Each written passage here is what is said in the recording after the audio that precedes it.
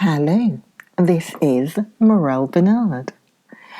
With the recent passing of Queen Elizabeth II, I thought it would be interesting to reflect on British monarchy and to take a look at a past queen, and that is Queen Victoria, and to do so via a couple of letters, no doubt in future years. Queen Elizabeth II, some of Queen Elizabeth II letters will be available to the public. So here, Queen Victoria is writing about the Emperor Nicholas of Russia. And she's writing to her uncle, writing from Buckingham Palace, 11th of June, 1844. She writes, "My dearest uncle, I received your very kind and long letter of the 7th on Sunday, and thank you very much for it.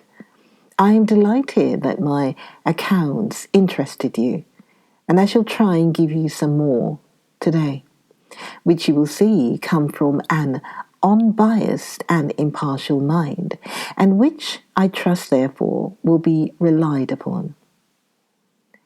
The excitement has ceased as suddenly as it had begun, and I am still confused about it.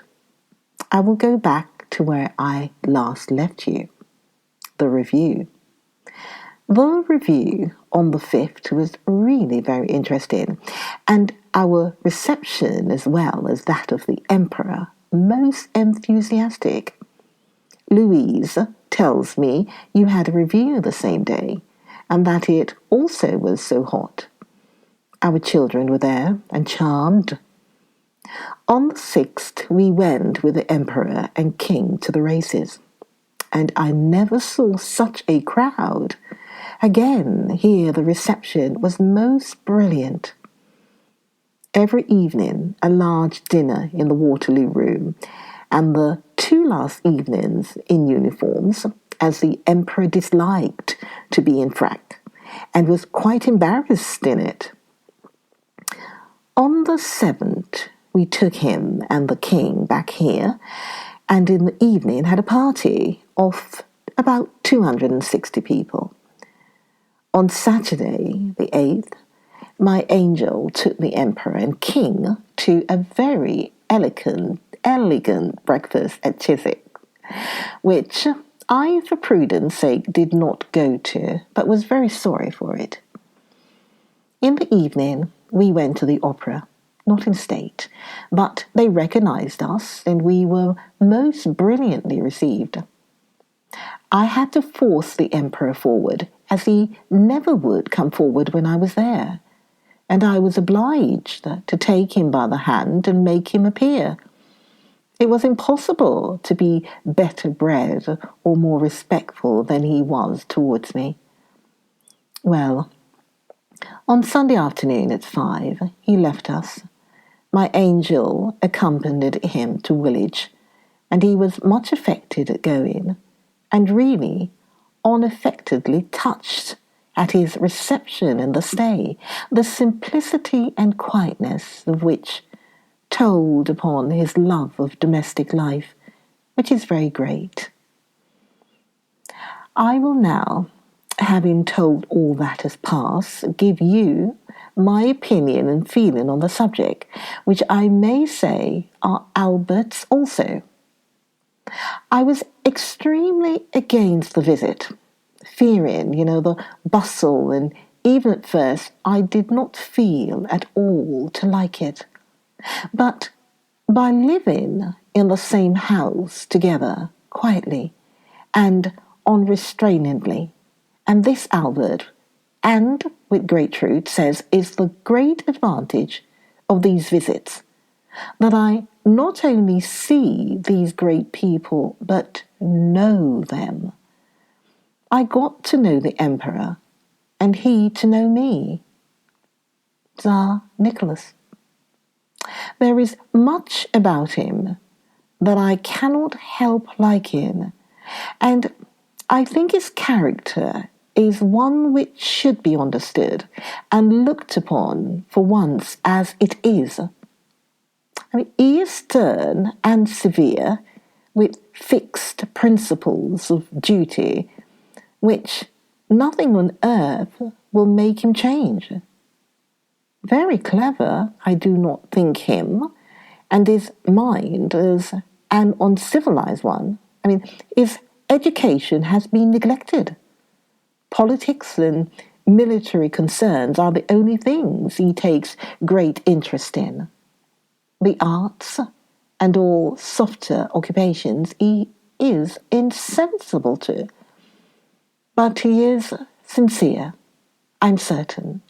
Sincere, even in his most despotic acts, from a sense that that is the only way to govern.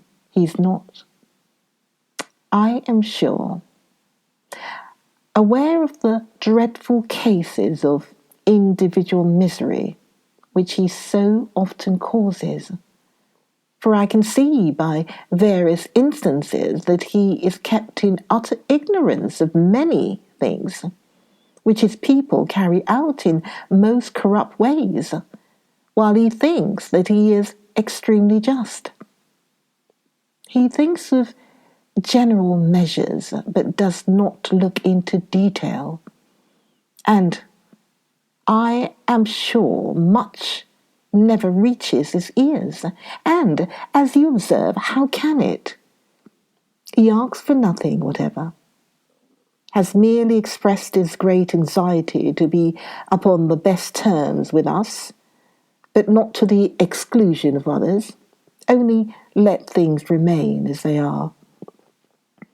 He is, I should say, too frank, for he talks so openly before people, which he should not do, and with difficulty restrains himself.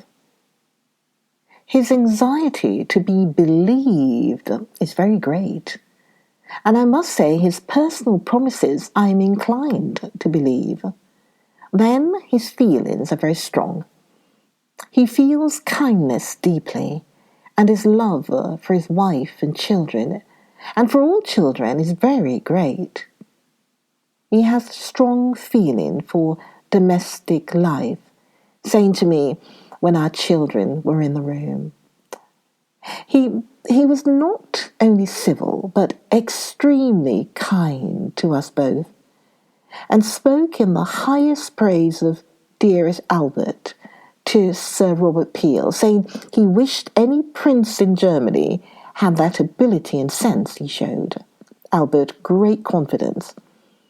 And I think it will do great good, as if he praises him abroad, it will have great weight. He is not happy, and that melancholy which is visible in the countenance makes me sad at times. The sternness of the eyes goes very much off when you know him, and changes according to his being put out, and he can be much embarrassed, or not, and also from his being heated, as he suffers with congestions to the head. My angel thinks that he is a man inclined too much to give way to impulse and feeling, which makes him act wrongly often. His admiration for beauty is very great, and put me much in mind of you, when he drove out with us looking out for pretty people. But he remains very faithful to those he admired 28 years ago, for instance, Lady Peel, who has hardly any remains left. Respecting Belgium, he did not speak to me, but to Albert and the ministers.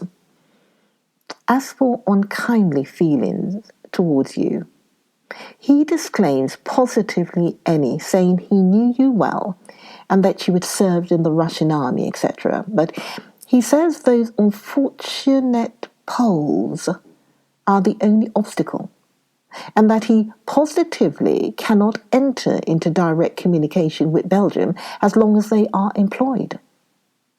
If you could only somehow or other get rid of them, I'm sure the thing would be done at once.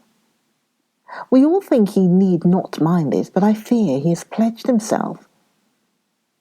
He admired Charlotte's picture. I must say one word or two about his personal appearance. He puts us in mind of his and our cousins, the Wurtembergs, and has altogether much of the Wurtemberg family about him. He is bald now, but in his Chevalier Grand uniform he is magnificent still, and very striking. I cannot deny that we were in great anxiety when we took him out, lest some Pole might make an attempt, but I always felt thankful when we got him safe home again. His poor daughter is very ill, I fear. The good King of Saxony remains another week with us, and we like him much. He is so unassuming. He is out sightseeing all day and enchanted with everything. I hope that you will persuade the King to come all the same in September. Our motives and politics are not to be exclusive, but to be on good terms with all. And why should we not? We make no secret of it. Now, I must end this very long letter. Ever your devoted niece, Victoria. And she writes again, Buckingham Palace, 18th of June, 1844. My dearest uncle, I had the happiness of receiving your dear and kind letter of the 13th on Sunday. Your parties at Ardennes must have been truly delightful. Perhaps some day we may enjoy them too. That would be delightful. I can write to you with a light heart. Thank goodness. Today, for the government obtained a majority, which up to the last moment last night we feared they would not have. And we have been in sad trouble for the last 4 or 5 days about it. It is the more marvellous as if the government asked for a vote of confidence, they would have a majority of 100. But this very strength makes the supporters of the government act in a most unjustifiable manner by continually acting and voting against them, not listening to the debates, but coming down and voting against the government, so that we were really in the greatest possible danger of having a resignation of the government without knowing to whom to turn. And this from the recklessness of a handful of half-young England people. I'm sure you would agree with me that Peel's resignation would not only be for us, for we cannot have a better and a safer minister, but for the whole country, and for the peace of Europe, a great calamity. Our present people are all safe, and not led away by impulses and reckless passions. We must, however, take care and not get into another crisis. For I assure you, we have been quite miserable and quite alarmed ever since Saturday. Since I last wrote to you, I spoke to Aberdeen, whom I should be equally sorry to lose, as he is so very fair, and has served us personally so kindly and truly. And he told me that the Emperor has positively pledged himself to send a minister to Brussels the moment those Poles are no longer employed, that he's quite aware of the importance of the measure and would be disposed to make the arrangement easy, and that he spoke very kindly of you personally. Aberdeen says it is not necessary to disgrace them in any way, but only for the present. The Emperor has evidently some time ago made some strong declaration on the subject which he feels he cannot get over, and, as I said before, he will not give up what he has once pledged his word to. Then, no one on earth can move him. Are fond. It is a fine trait, but he carries it too far. He wrote me a very kind and affectionate letter from The Hague. The Emperor has given Bertie the Grand Cross of St. Andrew, which the boy was quite proud of. Our king and good King of Saxony leaves us tomorrow, after having seen more than anybody has done almost, and having enjoyed it of all things. He's quite at home with us and the children, whom he plays with much. Alice walks quite alone, and looks too funny, as she is so very fat. Now, ever your devoted niece, Victoria. And that is, there are 2 letters from Queen Victoria, Queen of England, written many years ago. I hope that's given you some insight into the world of Queen Victoria. And as I say, we wait to hear about letters from Queen Elizabeth II.